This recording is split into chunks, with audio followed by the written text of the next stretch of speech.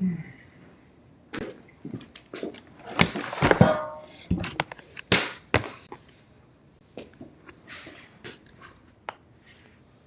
live? But we're also like right here, so that kind of ruins.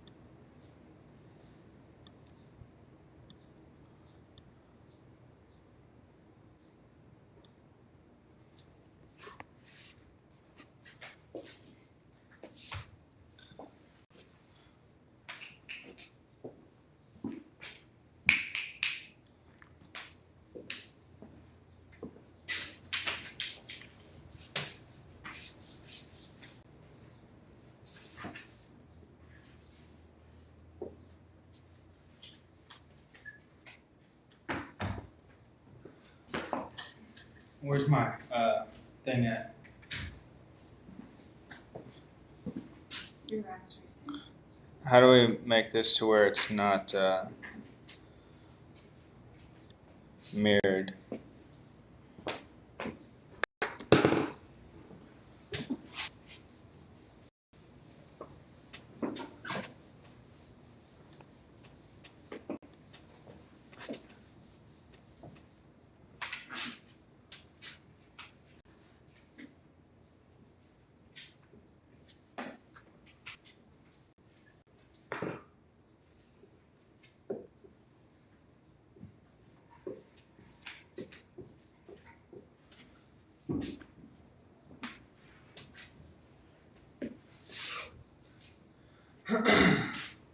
All right, so today we're going to talk about how to find off-market deals.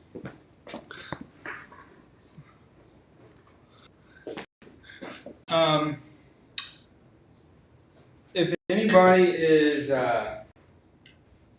let's just talk about not off-market deals. Let's talk about how to find deals in general.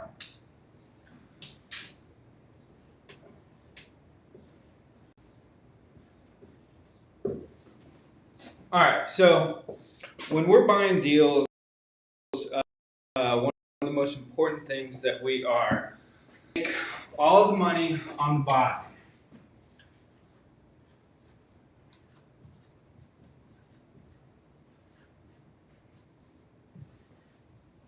This is very important. If you make all of your money on the buy, you are going to be protecting yourself of many different things. But we're always looking to get equity day one. And the reason being is we don't buy real estate based on what we think it's going to do in the future. We buy real estate based on making money today. So pretty much every single deal, I mean, without a doubt, actually, every single deal we've ever bought, we instantly made money the day that we bought it. The duplexes that we talked about last week, we made $300,000 instantly as soon as we closed on the properties because we bought them $300,000 below what they're worth. Another duplex that we bought a couple weeks ago, we made $100,000 instantly as soon as we bought the duplex because we bought it $100,000 below what it was worth. We're buying a house next week and we're going to make $60,000 immediately as soon as we buy it. As soon as we do a little bit of work to it and we list on the MLS in September, October, we will make a lot more money than that. It's very important to make all of your money on the buy because if you don't, all you're doing is betting on future appreciation, which is not a great way to buy real estate because anything can happen. Also, what we're looking for in a really good deal is cash flow. If possible,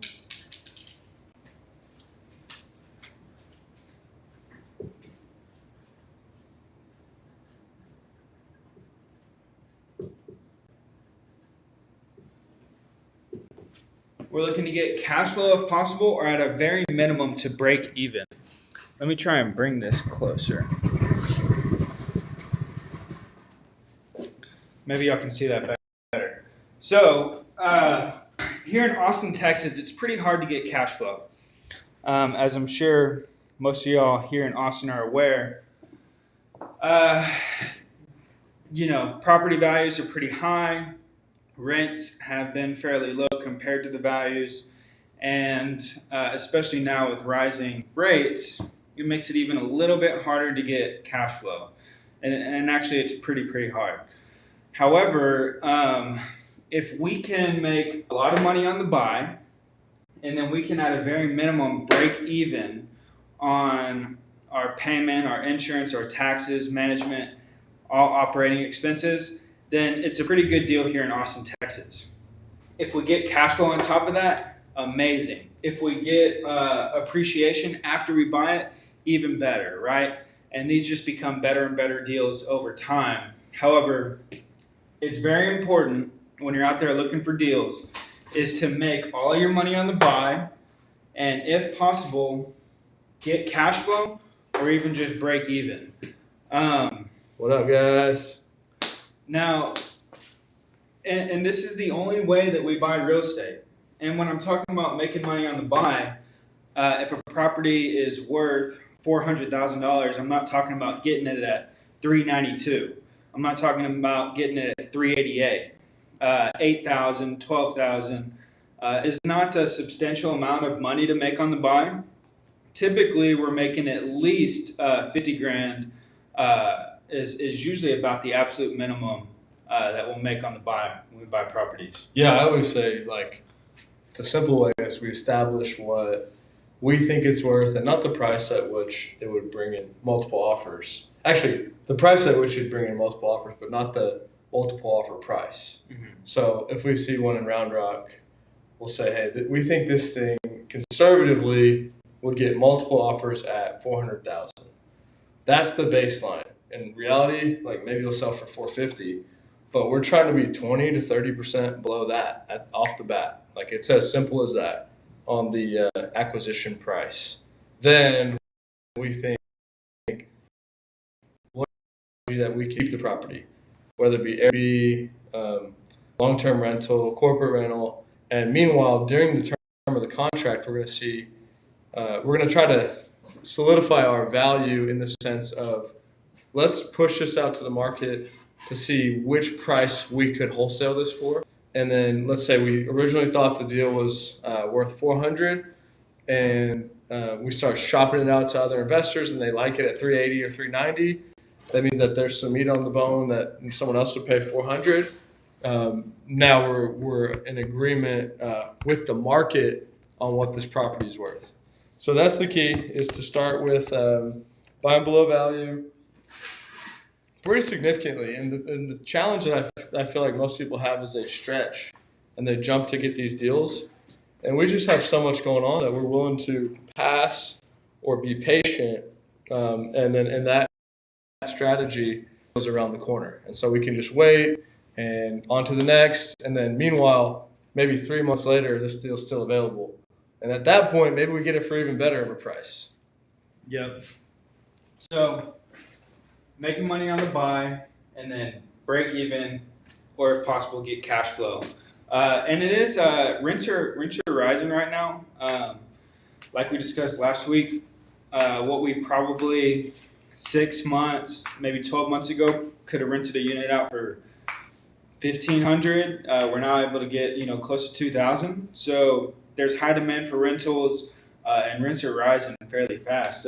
You just raised rent like $800 on a house. Yeah, that's the other thing. We are really plugged into the actual deal flow of the market from our agents, from existing deals. So we're not really even worried about what other people are saying, right? We're seeing it real time on what things are worth, and we're getting real feedback. We're not listening to anything else other than the market and somewhat of a feel from just being in the game. But we just bought these duplexes. The owner's like, I think you could get $1,500 on these. And we're sitting there like, we think we get $1,900. And the market proved that out. But we're seeing that and understanding that by looking at hey, there's nothing on the market for 1,500. Yeah, the comps may say that this would lease for 1,500, but there's nothing available, and rents haven't increased in a long time. So let's be aggressive, right? That's one thing that we are, whether we're buying, selling, we're aggressive on the pricing at all times. Like we're going to try to get the best rents, we're going to try to get the best price, but we adapt quickly. Like if our properties at 1,900 aren't renting, well, within a week it's 1,800. Within another week it's 1,700, and that's back to the market tells you what it's worth. And a month of vacancy is $1,800 loss. So we're keeping all that in mind because timing is everything in all this. So, how do you find deals? You got to make a lot of offers and make offers on anything that you see. I was talking to one of our agents yesterday, and he was just now starting to make some offers on the MLS. He's like, man, like what do I offer here? I was like, I don't know, if you think you should offer 200, offer 180. Yeah. Just make a low offer. And I checked in back with him later, and he said, man, the offer got denied. I was like, well, you better get used to that. Yeah. On to the next. We bought, say we own approximately 100 units. We probably made offers on 20,000 properties to get those 100. So you got to make a lot of offers, and this is probably one of the most valuable things that you can be doing. If you're not making offers, you're never going to get a deal, right? So you need to get out there. You need to start making some offers and make a lot of them, and get used to working through the process of making the offer. And it's more of a that's when the negotiations start. This isn't this first offer that you make. It isn't best and final, and you make it and then you turn around and forget it. This is where the process actually begins, right? Because you're making this offer, and what you're looking to do is gauge what you hear back. Maybe they say, no, absolutely not. We're not accepting anything less than 400,000 or whatever. Or maybe they say, hey, the seller's actually willing to come down to here if you can do this. Or, the seller really wanted to know if you could do this instead. Or you get a whole bunch of information before, prior to making the offer. And you can start to develop a strategy for this property moving forward from that point. Yeah, and you got to be street smart in a sense, right? So like you said, you adapt. If you make a low offer and they instantly say yes, what does that tell you? You didn't offer low enough. Yeah. Also, like you gotta remake that offer, right? Like maybe not immediately, but maybe you go through your inspection period, or you point something out of like, oh, I didn't realize that the roof was this old or the AC was this old. Make the next offer. Mm-hmm. So you're constantly pushing the limits to get the absolute best that you can. And you got to find that. You got to know, like, this is the best and this is better than 99% of other people because I did this, because I cold called them, because I went and knocked on their door, because I went to their office. And then you can feel comfortable in the sense that you found value in some sense. Then let the market tell you that by what other people think about this. What would rents look like? What would my cash flow be? But you have to kind of push the limits there to be able to find those values. But absolutely right. If I offer 200 and they say yes, I'm not excited about that. No, Even if it was a great, that's the funny thing, right? Like even if it was a great price, I'm definitely not excited about that. Right. Like, oh man, should offer 100. Right. But my point is, I'm going to offer 100. Yeah, we'll get there. Yeah. Now we're like, okay, we got it. Yeah. So, making offers. We had somebody on the podcast probably about a year ago, and he said that, and it's so true, and this is what Matt and I try and tell all of you guys and all of our agents, is this is probably the best use of your time, is making offers. Not only are you going to be making offers, but you're going to be learning the market. You're going to be learning what sellers are willing to take. You're going to be learning what condition properties they're in or selling for what price. You're going to learn what agents have access to what. You're going to learn so much valuable information, all while you're working on getting a deal. And this guy said that it was funny because it's exactly what we believe. He said, you know, don't go worry about making a website. Don't go worry about, setting this or that up. Don't go worry about creating this, business plan. If you're looking to buy deals, go out there and make as many offers as you possibly can. You need to be doing revenue generating activities. And this is, the highest revenue generating activity you can do when you're trying to find some deals. Yeah, it's simple. You're looking for market info and market data, and you're getting in the game. And you've got, I can't reiterate it enough, you have to be street smart. Everyone you talk to, you want to have a good relationship with. You're not like forcing anything. People are scared of what people are going to think on your offer, but it's like, hey, no problem. And people might get mad and like, sorry you feel that way. Um, this is what we do. This is who we are. Can I help you? Do you have another deal coming? Like keep those relationships, and everything that he's saying is super important because it's the first step and nothing happens without it. But the more important thing, because this is just first step, right? If you ever get one accepted, like you're just getting lucky. The real key is the follow up. And I have a spreadsheet on mine. I got right out there, Colton's on it, like 30 properties. And all I'm waiting on is every day that goes by, are these still on the market? And I've already kind of given them that low expectation. Like they've already moved on past being upset, right? Like you're like mad about it. And then like 3 weeks later, you're a little bit less mad. 4 weeks later, less mad. 8 weeks later, I think I might want to take that deal, right? And so like that's the key is like creating the expectation right away, being excited about you took that action, but then is it available in 6 weeks or 6 months or 2 years or 5 years? And remember back to negotiating. There's a new price. Every day there's a new price, and the price is going down because it's still available. Yeah, we at one point we had a record for a duplex we bought in a Round Rock neighborhood. We wholesaled it, and we made an offer at like I don't know, 275 or something. They were going to pay 5,000 in closing costs for us. Probably a home warranty. They did it. We stayed in touch with him. Marky, he comes back. He's like, all right, we're ready to do it. And at this point, we're like, okay, well, things have changed now. So it was 275 to 265. No. Anyways, we went under contract, I think around 270. And during the inspection period, we got him down to 242. Yeah. And so, like I said, this is where the process starts. Like Matt's saying, it's on the follow up. But what you're looking to do here is start the process of negotiating to buy this property and start to learn more about it.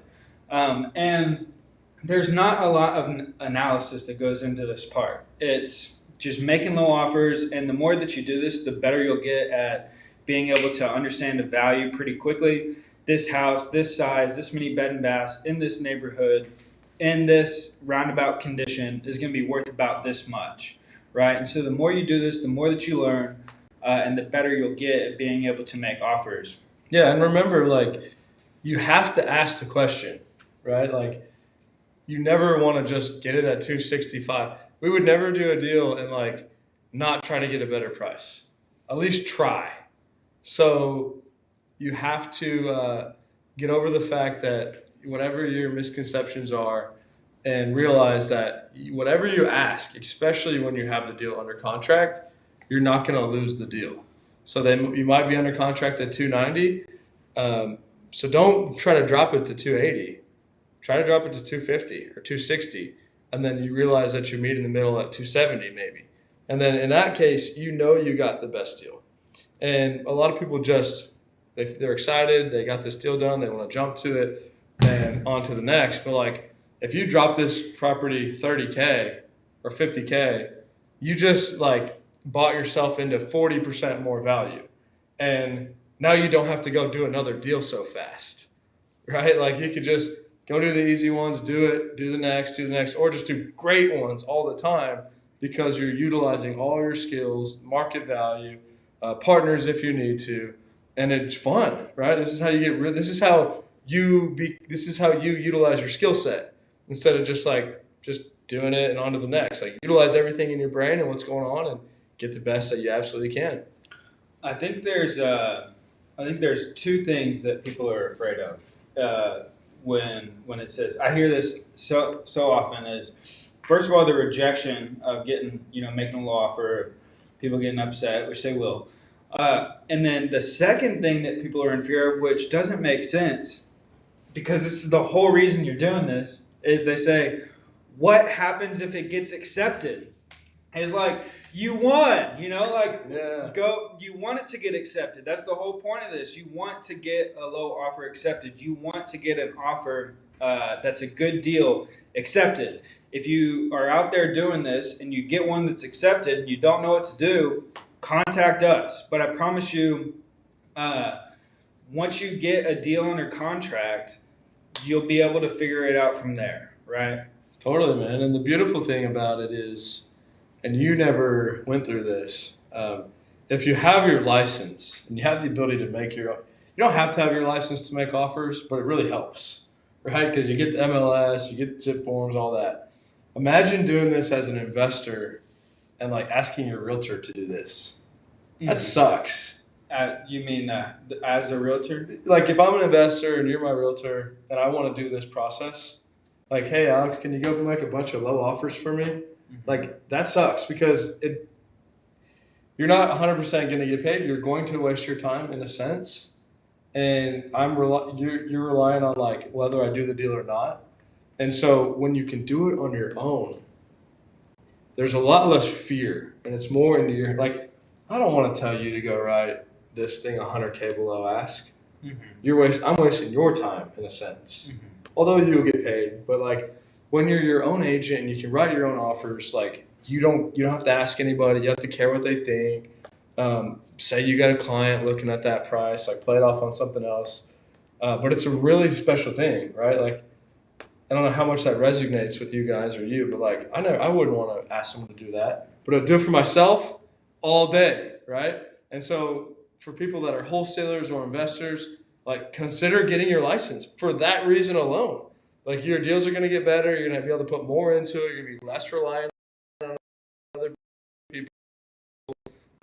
And you get your commission or down payment if you do get a deal. Yeah, I don't know if people fully understand that, but every time we buy a deal, we get a commission. For the most part, everything's negotiable, but 99% of the time, we have a commission to ourselves as the buyers. And keep it simple.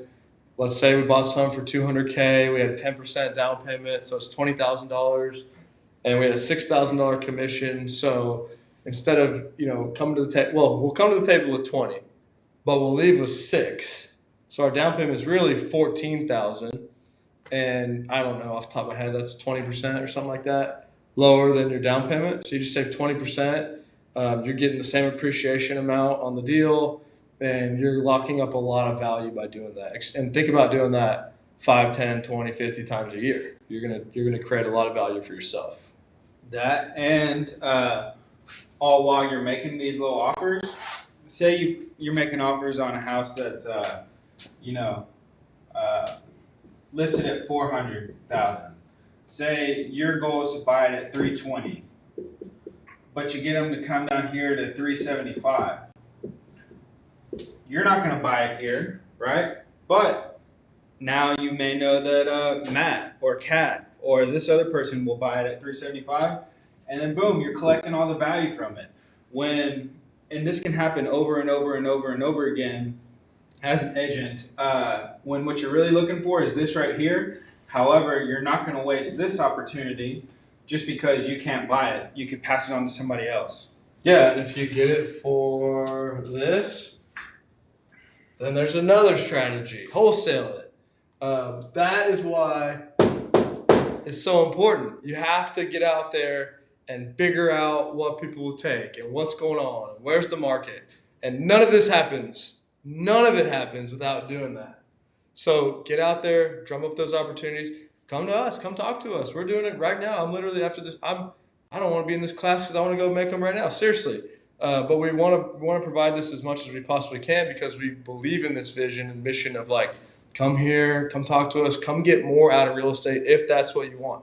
Real estate can and will change your life if you stay consistent and you take action and you don't give up and you learn and you follow these steps that we're talking about. It will literally change your life. And most people don't want to do it, and that's okay. That makes more opportunity and makes what we do more valuable. And it's beautiful, like he said, there's so many strategies, right? Make the commission, make the wholesale, buy the deal, build a relationship with this person, get them to invest in the fund, find out about their other listings, send them deals. What are their clients looking for? You got a construction company like we do construction for this person. Like, have these conversations. They own 20 other units and they're not happy with their manager. Yeah, they need a new broker. They got a good banking connection. They got a great lender. They know no hard money lender. There's so many things.